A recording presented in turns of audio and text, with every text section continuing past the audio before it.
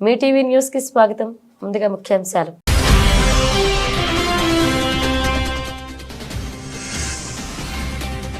ప్రధాని మోదీకి నైజీరియా అత్యున్నత పురస్కారం. Grand commander of the order of the niger ను మోదీకి ప్రదానం చేస్తున్న నైజీరియా.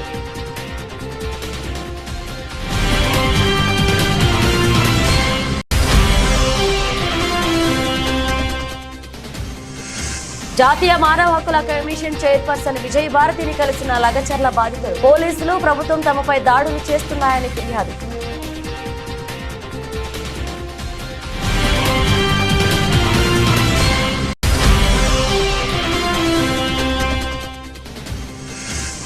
శాసన మండలిలో మహిళల అత్యాచారాలపై వాడివేడి చర్చ. ప్రశ్నోత్తరాల సమయంలో సభ్యుల మధ్య నెలకొన్న వాగ్వాదం.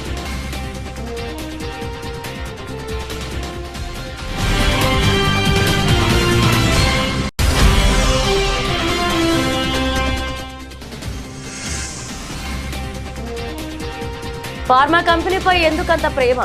సీఎం రేవంత్ రెడ్డిపై మండిపడ్డ డీకే అరుణ.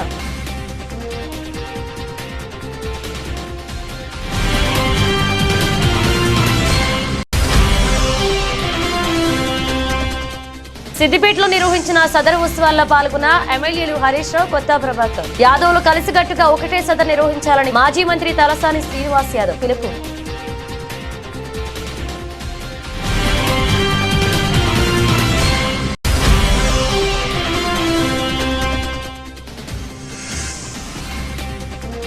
ఛాంపియన్స్ ట్రోఫీ వేదికలపై కపిల్ దేవ్ ఆసక్తికర వ్యాఖ్యలు. ఇలాంటి విషయాల్లో ప్రభుత్వాల నిర్ణయమే ముఖ్యమని వ్యాఖ్య.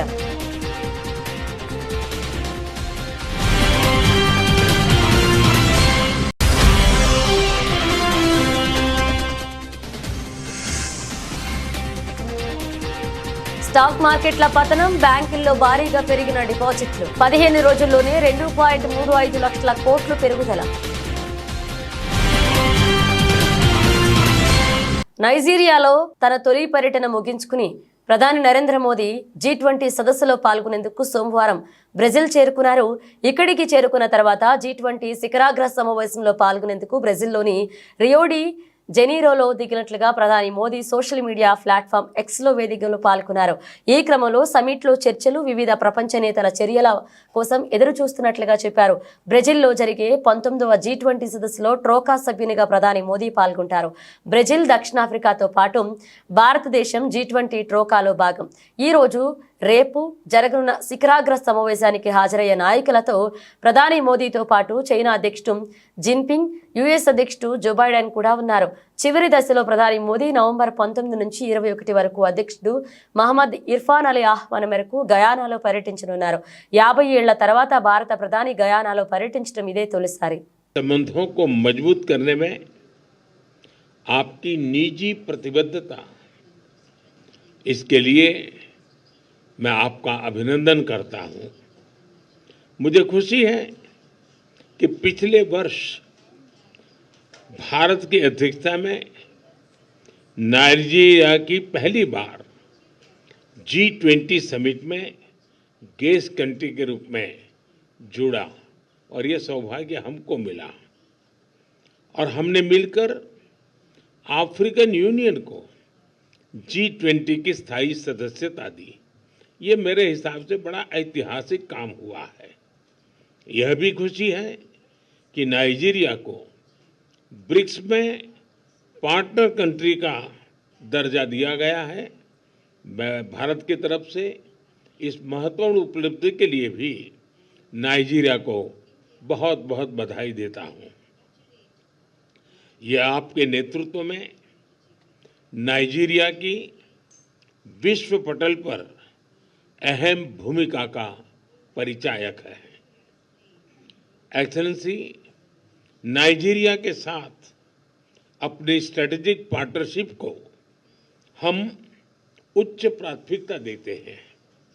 रक्षा, ऊर्जा, आर्थिक विषय, टेक्नोलॉजी, हेल्थ, एजुकेशन, कल्चर जैसे कई क्षेत्र ऐसे हैं में हमारा सहयोग मजबूत है और अनेक नई संभावनाएं भी हमारे इस संबंधों में जुड़ी हुई है।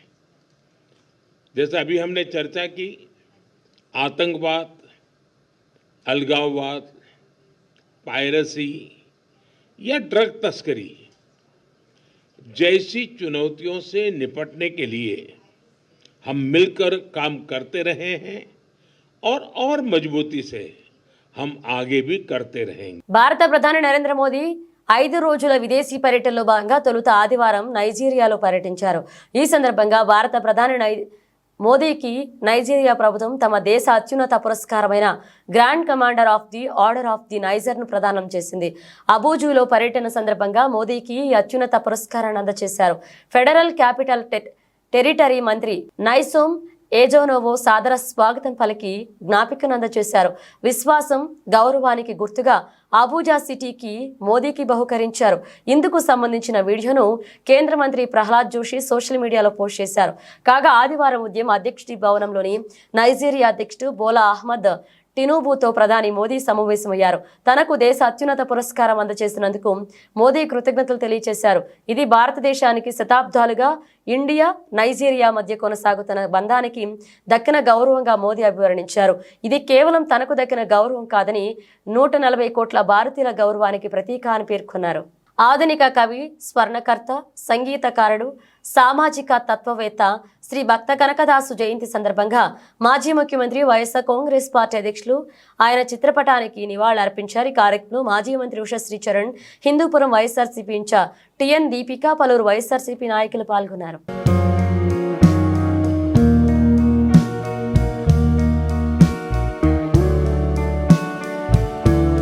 కొడంగల్ నియోజకవర్గంలోని లగచర్లలో ఫార్మా కంపెనీకి స్థలం ఇవ్వని గ్రామస్తులపై దాడి ఘటనను బీజేపీ ఎంపీ డీకే అరుణ తీవ్రంగా ఖండించారు. ఫార్మా కంపెనీలపై ముఖ్యమంత్రికి ఎందుకంత ప్రేమ అని ప్రశ్నించారు. సంగారెడ్డి సెంట్రల్ జైల్లో రిమాండ్లో ఉన్న 16 మంది లగచర్ల బాధితులతో బీజేపీ ఎంపీలు డీకే అరుణ, ఈటెల రాజేందర్ ములాఖాత్ అయ్యారు. అనంతరం డీకే అరుణ మాట్లాడుతూ ఓటేసి గెలిపించిన జనాల కంటే మీకు ఫార్మా కంపెనీ ముఖ్యమా అని నిలదీశారు. సీఎం సోదరుడు అక్కడికి వెళ్లవచ్చు కానీ నన్ను అక్కడికి వెళ్లకుండా ఎందుకు అడ్డుకుంటున్నారని డీకే అరుణ ప్రశ్నించారు. రైతులతో దౌర్జన్యంగా బెదిరించి సంతకాలు పెట్టించుకుంటున్నారని తెలిపారు. మీరు సీఎం అయితే మా నియోజకవర్గం బాగుంటుందని అనుకుంటే మీరు జనాలపై కక్ష కట్టారన్నారు. సీఎంకు ఫార్మా కంపెనీలపై అంత ప్రేమ ఎందుకని నిలదీశారు. ఓటేసి గెలిపించిన జనాల కంటే మీకు ఫార్మా కంపెనీ ముఖ్యమా అని సీఎం రేవంత్ రెడ్డి నిలదీశారు. పేదవాళ్లకు ఇప్పటికి కూడా భూమిని నమ్ముకొని బతికే రైతుల భూముల్ని అక్కడ 10 లక్షల రూపాయలకు మాత్రమే ఇస్తామని, 40-50 లక్షల రూపాయలు ఉన్నప్పటికీ కూడా 10 లక్షల రూపాయలు ఇస్తామని చెప్పడమే కాకుండా వాళ్ళు అన్న మాట ఏంటంటే మాకు 10 లక్షలు కాదు, 40 లక్షలు కాదు, తల్లిని పిల్లను వేరు చేస్తే ఎంత పాపం తగ్గుతుందో రైతుల్ని భూమి నుంచి వేరు చేస్తే అంతే పాపం తగ్గుతుంది. రేవంత్ రెడ్డి గారు, నీకు ఓట్లు వేసి గెలిపిస్తే మా వెనుకబడ్డ ఈ కొడంగల్ నియోజకవర్గంలో ప్రజలకు లాభం జరుగుతుందని చెప్పి ఆశించడం కానీ కొండ నాలుకకు మంది ఎత్తే ఉన్న నాలుక పోయినట్టుగా మా భూములు గిట్లా గుంజుకుంటామని చెప్పి ఆశించలేదు రేవంత్ రెడ్డి గారు అని చెప్పి వాళ్ళు ఎన్నిసార్లు ప్రభుత్వ అధికారులు గ్రామాలకు వెళ్ళినప్పటికి కూడా మేము ససేమిరా భూములు ఇవ్వమని చెప్పిండ్రు. ఇన్నిసార్లు చెప్తున్నప్పుడు వాళ్ళు పాదయాత్రలు చేసిండ్రు, దొరికిన లీడర్ల కల్లా దరఖాస్తు ఇచ్చి దండం పెట్టిండ్రు, అధికారుల చుట్టూ తిరిగిండ్రు. ఇంత ప్రశాంతమైన ఉద్యమం ఇట్లే కొనసాగితే రేపు ఆ నియోజకవర్గంలో రాజకీయంగా నాకు పుట్టగతులు ఉండవనేటువంటి భావించి, నేను తలపెట్టిన ప్రాజెక్టు కనుక అమలు కాకపోతే నా పరువు పోతుందని చెప్పి భావించి వాళ్ళే స్వయంగా ఒక స్కెచ్ చేసుకొని ఈ ప్రజాస్వామికమైనటువంటి ఉద్యమాన్ని హింసకు తీసుకుపోవాలని చెప్పి వాళ్ళే కుట్రపూరితంగా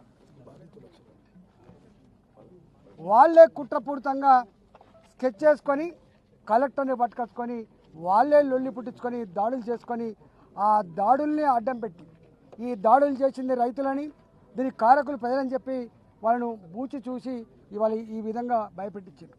వారు చెప్పింది ఎంపీ గారు కానీ ఎమ్మెల్యే గారు కానీ ప్రజాప్రతినిధులు ప్రజలకు ఏం హామీ ఇస్తారు?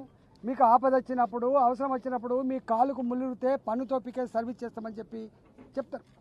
మొన్ననే పార్లమెంటుకు వారు బ్రహ్మాండంగామైనటువంటి దాంతో గెలిచి వచ్చారు. వారి ప్రజలకు అక్రమంగా దుర్మార్గంగా కొడితే కేసులు పెడితే పలకరిద్దాము, వాళ్ళ కుటుంబ సభ్యులకి ధైర్యాన్ని ఇద్దామని చెప్పిపోతే 20 కిలోమీటర్ల ముందే బారికేడ్లు వేసి 144 సెక్షన్లు పెట్టి మీరు పోవడానికి వీల్లేదని చెప్పి ఇవాళ ప్రజలకు సేవ చేసేటువంటి అధికారాన్ని కట్టేలు చేసిన పోలీసుల మీద కూడా చర్య చేపట్టకపోతే తప్పకుండా వారు ఇప్పటికే ప్రివిలేజ్ మోషన్ ఇచ్చారు. పార్లమెంటు సభ్యులంటే ఇవాళ నీ చీఫ్ సెక్రటరీ కాదు, నీ డీజీపీ కాదు, వాళ్ళకంటే ఎక్కువ ప్రోటోకాల్ ఉన్నవాళ్ళు, బాధ్యత ఉన్నవాళ్ళు, వాళ్ళు అన్నిటికీ మిక్కిలి ప్రజలకు ఏమైనా జరిగితే అండగా ఉండే వాళ్ళను. ఆంధ్రప్రదేశ్ అసెంబ్లీ సమావేశాలు సోమవారం ఉదయం 9 గంటలకు ప్రారంభమయ్యాయి. ప్రశ్నోత్తరాల సమయం కొనసాగుతుంది. అయితే శాసన మండలిలో మహిళలు అత్యాచారాలపై వాడివేడి చర్చ జరిగింది. ప్రశ్నోత్తరాల సమయంలో సభ్యుల మధ్య వాగ్వాదం మొదలైంది. ఈ విషయంపై హోంమంత్రి వంగలపూడి అనిత మాట్లాడుతూ ఏపీలో జగన్ ప్రభుత్వం కంటే ఈ 5 నెలల కూటమి ప్రభుత్వంలో క్రైమ్ రేటు చాలా తగ్గిందని మంత్రి అనిత స్పష్టం చేశారు. అదేవిధంగా అధ్యక్ష చాలా ఇష్యూస్ ఉన్నాయి అధ్యక్ష, మీరు చెప్తున్నారు ఇందాకే అమ్మ, నేను లాస్ట్ లో మాట్లాడతా. ఈ రోజు అదేవిధంగా అధ్యక్ష గౌరవ సభ్యులు పోలీస్ డిపార్ట్మెంట్ నుంచి వచ్చారు. ఒక కేసు వచ్చిన తర్వాత దాని ఇన్వెస్టిగేషన్ చేయాలి, దాని గురించి సంబంధించి ఛార్జ్ షీట్ ఫైల్ చేయాలి, ఫోరెన్సిక్ డిపార్ట్మెంట్ నుంచి మనకి రావాలి అధ్యక్ష, రిపోర్ట్లు కూడా రావాలి. అమరావతిలో ఫోరెన్సిక్ డిపార్ట్మెంట్ సంబంధించి ఒక ల్యాబొరేటరీ కట్టడానికి సెంట్రల్ గవర్నమెంట్ దగ్గర 200 కోట్ల రూపాయలు శాంక్షన్ చేస్తే కేవలం అమరావతిలో ఉన్నది ఆ ఒక్క ల్యాబొరేటరీ అనే ఉద్దేశంతో ఈ రోజుకి కన్స్ట్రక్షన్ మధ్యలో ఆపేసి 5 సంవత్సరాల ఫోరెన్సిక్ ల్యాబొరేటరీని కూడా ఒక్క స్టెప్ ముందుకేయకుండా చేసిన మీరు ఈ రోజు ఫోరెన్సిక్ ల్యాబొరేటరీ గురించి మాట్లాడుతుంటే బాధ అనిపిస్తుంది అధ్యక్ష. 5 సంవత్సరాలు వేస్ట్ అయింది. ఈ రోజు 5 సంవత్సరాల్లో ఫోరెన్సిక్ ల్యాబొరేటరీ కనుక జరిగుంటే, నిర్మాణం జరిగుండి ఈ రోజుకి కూడా లైవ్ లో ఉండుంటే ఇలాంటి సంఘటనలు జరిగిన వెంటనే శిక్ష పడేదానికి 4 సంవత్సరాలు 5 సంవత్సరాలు అవసరం లేదు అధ్యక్ష. 4-5 నెలల్లో శిక్ష పడి నేరస్తున్న వాళ్ళు ఈ రోజు జైలు శిక్ష అనుభవించే పరిస్థితి. తమ భూములను వదిలేయాలని CM Revanth Reddy Lagacharla pharma company బాధితులు విజ్ఞప్తి చేశారు. ఉన్న భూమి మొత్తం తీసుకుంటా అంటే ఎలా బతకాలని ప్రశ్నించారు. ఇంట్లో ఉండాలంటేనే భయం వేస్తుందని, పోలీసులు ఎప్పుడు వచ్చి ఏం చేస్తారోనని బైక్కుబిక్కుమంటూ బతుకుతున్నామని ఆవేదన వ్యక్తం చేశారు. లగచర్లలో అర్ధరాత్రి సమయంలో పోలీసులు సృష్టించిన అరాచకంపై బాధితులు ఢిల్లీలోని జాతీయ మానవ హక్కుల కమిషన్ కు ఫిర్యాదు చేశారు. అనంతరం మీడియాతో మాట్లాడారు. తమ భూములు ఇచ్చేది లేదు అంటూ గత 9 నెలలుగా చాలా ధర్నాలు చేస్తున్నామని లగచర్ల బాధితులు తెలిపారు.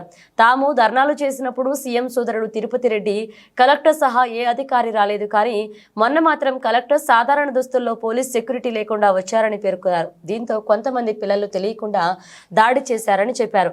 ఆ దాడిని సాకుగా చూపి అర్ధరాత్రి 500 మంది పోలీసులు వచ్చి కరెంట్ బంద్ చేసి తమపై దౌర్జన్యం చేశారని ఆవేదన వ్యక్తం చేశారు. కూతిక పీసీకి కళ్లకు బట్టలు కట్టి ఇష్టానుసారం బూతులు తిడుతూ కొట్టారని కన్నీళ్లు పెట్టుకున్నారు. మన వాళ్ళందరినీ అరెస్ట్ చేశారని, మిగిలిన మగవాళ్లు ఊరు వదిలి వెళ్లి పారిపోయారని తెలిపారు. తమ భూములు ఎట్టి పరిస్థితుల్లో ఇవ్వమని లగచర్ల బాధితులు స్పష్టం చేశారు. తమ భూములను వదిలేయాలని, తమ వారిని వదిలేయాలని కోరారు.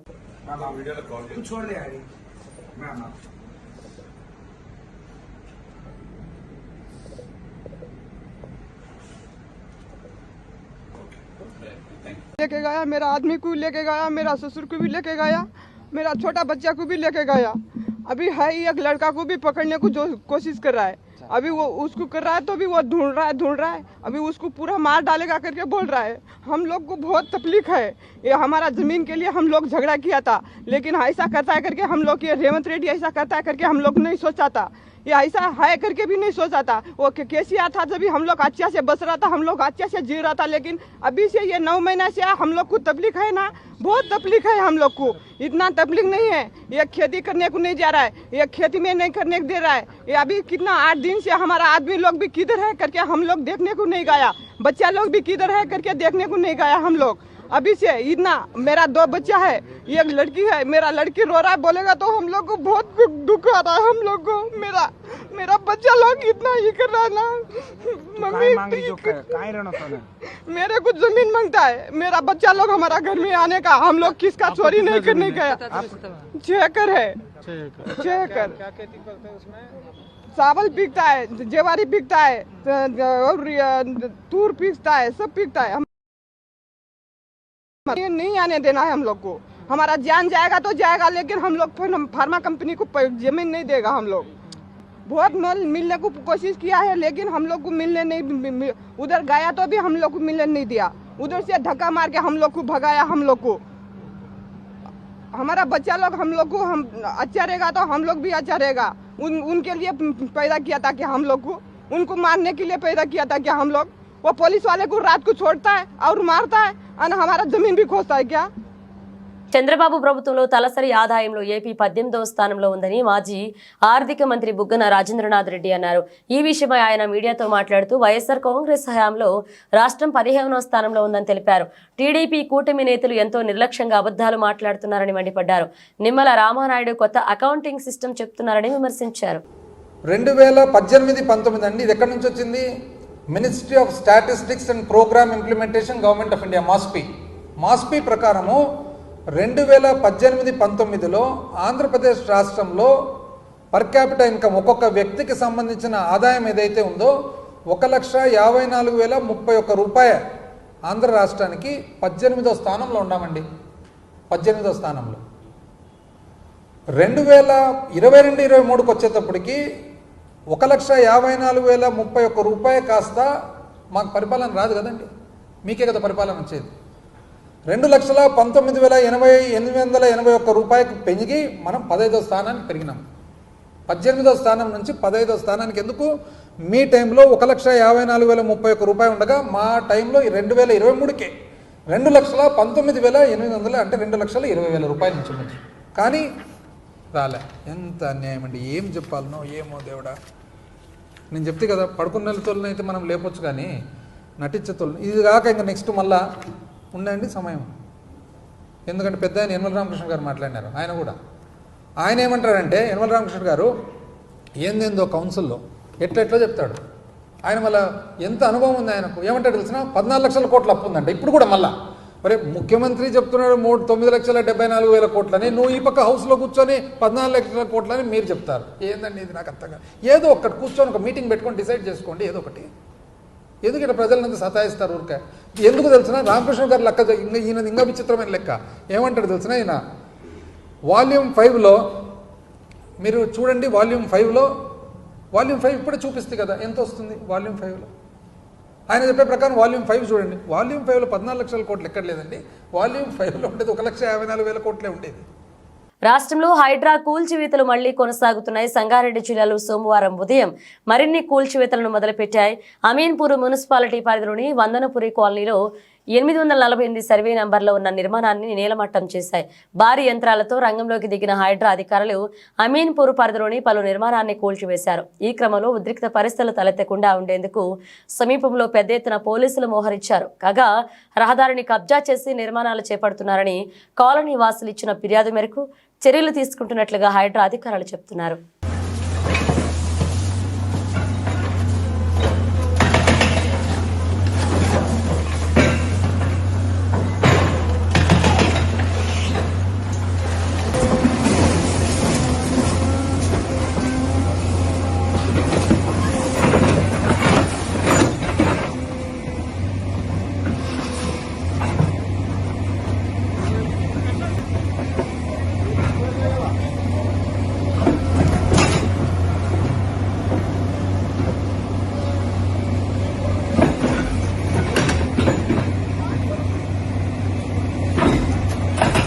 సదర్ పండుగ జాతి మధ్య ఐక్యత పెంచాలని, కానీ విభజన తేవద్దని మాజీ మంత్రి ఎమ్మెల్యే హరీష్ రావు అన్నారు. దున్నపోతును గౌరవించి పండుగ చేసే సంస్కృతి తెలంగాణకే సొంతమని తెలిపారు. ఒకప్పుడు హైదరాబాద్లో సదర్ నిర్వహిస్తే నేడు జిల్లాల్లో నిర్వహిస్తున్నారని చెప్పారు. సిద్దిపేటలో యాదవులు వేరువేరుగా సదర్ నిర్వహించడం కాకుండా కలిసికట్టుగా ఒకటే సదర్ నిర్వహించాలని మాజీ మంత్రి తలసాని శ్రీనివాస్ యాదవ్ పిలుపునిచ్చారు. బీఆర్ఎస్ ప్రభుత్వం యాదవులకు అవకాశం కల్పించి తనని మంత్రిని చేసిందని, కాంగ్రెస్ ప్రభుత్వంలో ఒక్క యాదవ్ ఎమ్మెల్యే కూడా లేరు అని తలసాని విమర్శించారు. సిద్దిపేటలో నిర్వహించిన సదర్ ఉత్సవాల్లో మాజీ మంత్రులు ఎమ్మెల్యే హరీష్ రావు, తలసాని శ్రీనివాస్ యాదవ్, దుబ్బాక ఎమ్మెల్యే కొత్త ప్రభాకర్ రెడ్డి పాల్గొన్నారు. ఇప్పుడు బీసీలలో చైతన్యం వస్తుందని తలసాని తెలిపారు. యాదవుల ఐక్యతను దెబ్బతీయడానికి కొన్ని శక్తులు పనిచేస్తున్నాయని ఆయన అసహనం వ్యక్తం చేశారు. వచ్చే సంవత్సరం సిద్దిపేటలో యాదవులందరూ కలిసి ఒకటే సదర్ జరపాలన్నారు.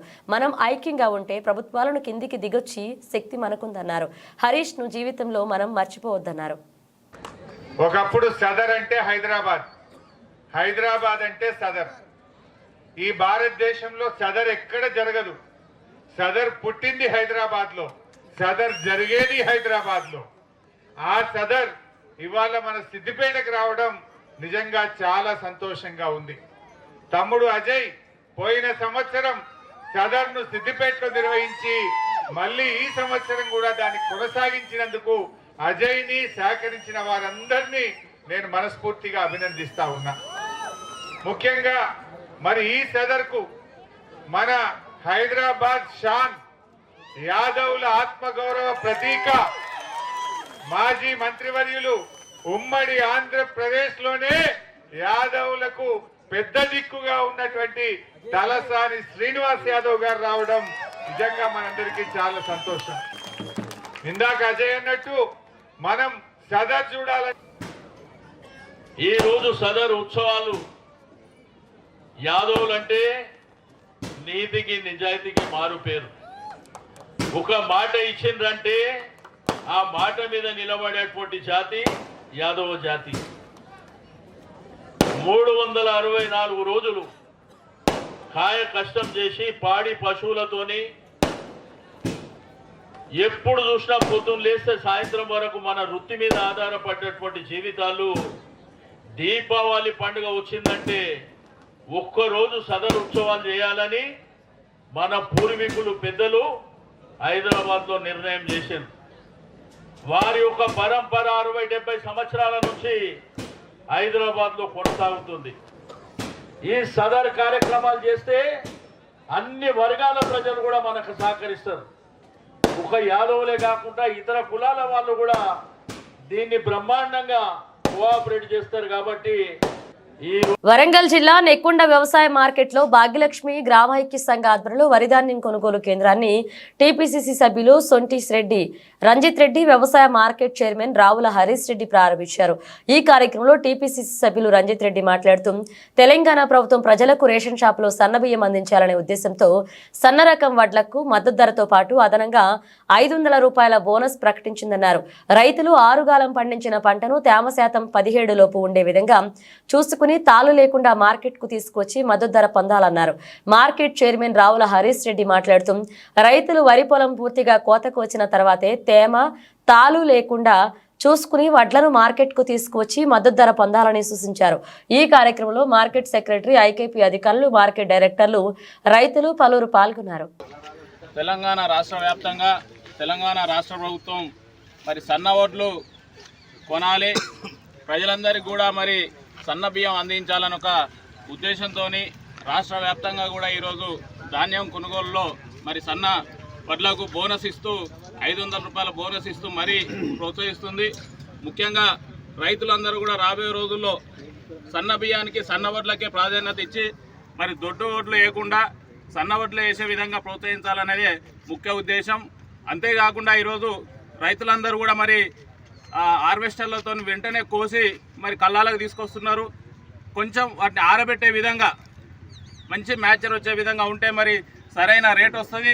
ఎందుకంటే 6 కాలం కష్టపడి కేవలం ఒకరోజు వెయిట్ చేయలేక మరి మార్కెట్ రావడం వల్ల రైతులు నష్టపోయే ప్రమాదం ఉంది. కాబట్టి రైతులందరూ కూడా పూర్తిగా ఎండే విధంగా మ్యాచర్ వచ్చే విధంగా మరి ధాన్యాన్ని తీసుకురావాలి. మనకు బోనస్ కూడా మొన్ననే చూసినాం, ఒక 48 అవర్స్ లోపే మరి బోనస్ కూడా రావడం జరుగుతుంది. కాబట్టి రైతులందరూ కూడా ఇది వినియోగించుకొని ఖచ్చితంగా రాబోయే రోజుల్లో తెలంగాణ రాష్ట్ర వ్యాప్తంగా కూడా మరి సన్న వడ్లకే మరి ప్రియారిటీ ఇచ్చి మరి ప్రజలందరూ కూడా సన్న బియ్యం అందే విధంగా కృషి చేయాలని ఈ సందర్భంగా తెలియజేస్తున్నాను. Thank you. భాగ్యలక్ష్మి ఐకేపీ ఆధ్వర్యంలో కొనుగోలు కేంద్రం ప్రారంభించినాము. నెక్కొండ మార్కెట్లో రైతులు మంచి ధాన్యాన్ని 15% లోపు తీసుకొని రావాలి, పొడి చేసి మంచిగా తాళ లేకుండా పట్టుకొని రావాలి. దానివల్ల రైతుకు బోనస్ 500 ఇస్తున్నాం. ఇప్పుడు మనం మద్దతు ధర తీసుకొని పొందవలసిందిగా కోరుతున్నాం రైతులందరినీ. బీహార్లోని పాట్నాలో జరిగిన పుష్ప 2 ట్రైలర్ లాంచ్ ఈవెంట్లో కొందరు ప్రేక్షకులు చెప్పులు విసరగా పోలీసులు లాఠీచార్జ్ చేశారు. అల్లు అర్జున్, రష్మిక జంటగా నటించిన పుష్ప 2 సినిమా ట్రైలర్ విడుదల కార్యక్రమం బీహార్ రాజధాని పాట్నాలో గాంధీ మైదాన్ స్టేడియంలో జరిగింది. దీనికి భారీ స్థాయిలో అభిమానులు తరలివచ్చారు. అయితే ట్రైలర్ విడుదలకు ముందు స్టేడియంలో ఓ పక్కన కాస్త గందరగోళం చెలరేగింది. పోలీసులు పరిస్థితిని చక్కదిద్దడానికి ప్రయత్నించారు. ఈ సమయంలో కొందరు పోలీసులపైకి చెప్పులు విసిరారు. కాసేపు ఓపిక పట్టిన పోలీసులు చివరికి ఆగ్రహంతో లాఠీచార్జ్ చేశారు. అయితే ఇది కేవలం పోలీసులకు స్టేడియంలోకి వచ్చిన అభిమానులకు మధ్య జరిగింది. పుష్ప 2 ట్రైలర్ లాంచ్ కు ఎలాంటి సంబంధం లేదు. దేశ రాజధాని ఢిల్లీలోని ప్రఖ్యాత కుతుబ్ మీనార్ ను లేడీ సూపర్ స్టార్ నయనతార తన కుటుంబంతో కలిసి సందర్శించారు. భర్త విఘ్నేష్ శివన్, 2 పిల్లలు ఉయిర్, రుద్రోనిల్, N7 ఉలగ్ దీవిక్ N7 తో కలిసి ఆదివారం ఈ ప్రఖ్యాత కట్టడాన్ని సందర్శించారు. ఈ సందర్భంగా అక్కడ స్థానికులు అభిమానులతో సెల్ఫీలు, ఫోటోలకు పోజులు ఇచ్చారు. ఇందుకు సంబంధించిన ఫోటోలు, వీడియోలు ప్రస్తుతం వైరల్ గా మారాయి.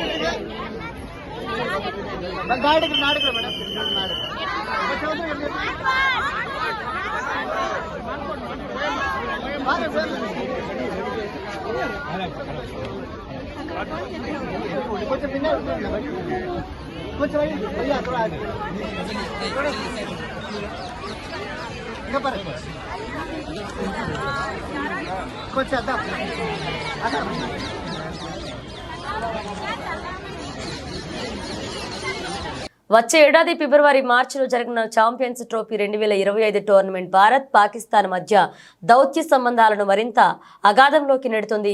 పాక్ వేదికగా జరిగే ఈ టోర్నీకి భద్రతా కారణాల రీత్యా టీమిండియాను పంపించబోమని బీసీసీఐ ఇప్పటికే స్పష్టం చేసింది.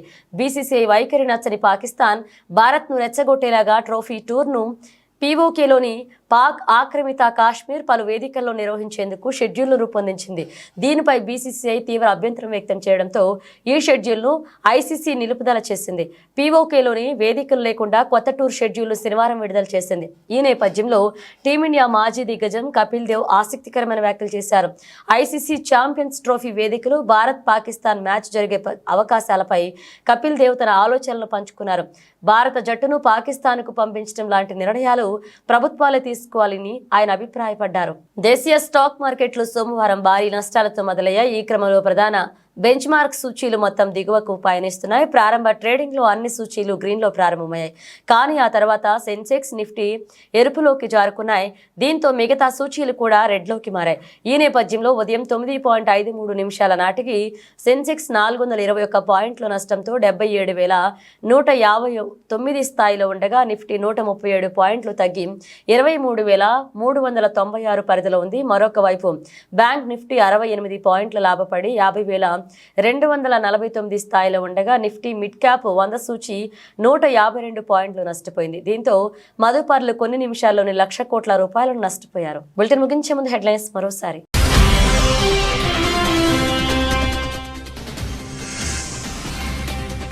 ప్రధాని మోదీకి నైజీరియా అత్యున్నత పురస్కారం. Grand commander of the order of the niger ను మోదీకి ప్రదానం చేస్తున్న నైజీరియా.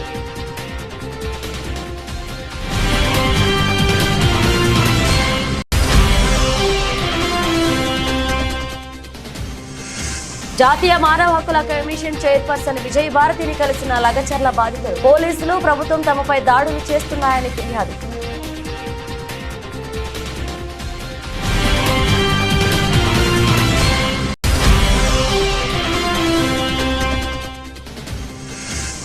శాసన మండలిలో మహిళల అత్యాచారాలపై వాడివేడి చర్చ. ప్రశ్నోత్తరాల సమయంలో సభ్యుల మధ్య నెలకొన్న వాగ్వాదం.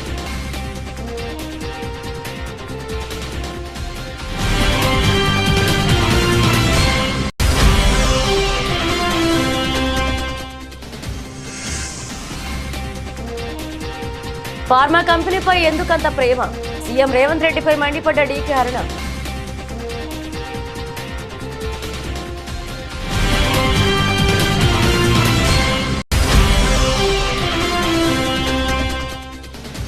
గుడివాడ ఆర్టీసీ బస్టాండ్ను అభివృద్ధి చేయాలని అసెంబ్లీలో కోరిన ఎమ్మెల్యే రాము. రాబోయే 2 ఏళ్లలో బస్టాండ్ను ఆధునీకరిస్తామని హామీ ఇచ్చిన రవాణా శాఖ మంత్రి మండిపల్లి రాంప్రసాద్ రెడ్డి.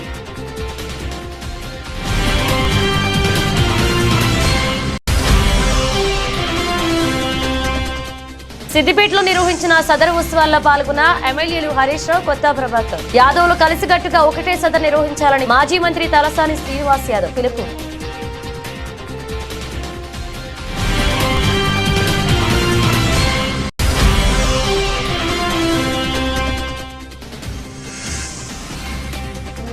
ఛాంపియన్స్ ట్రోఫీ వేదికలపై కపిల్ దేవ్ ఆసక్తికర వ్యాఖ్యలు.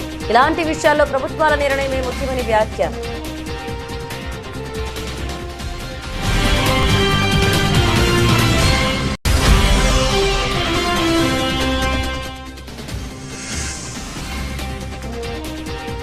స్టాక్ మార్కెట్ల పతనం, బ్యాంకుల్లో భారీగా పెరిగిన డిపాజిట్లు. 15 రోజుల్లోనే 2.35 లక్షల కోట్లు పెరుగుదల. ఇవి బులెటిన్ అప్డేట్స్. మరిన్ని అప్డేట్స్ తో మళ్ళీ కలుద్దాం.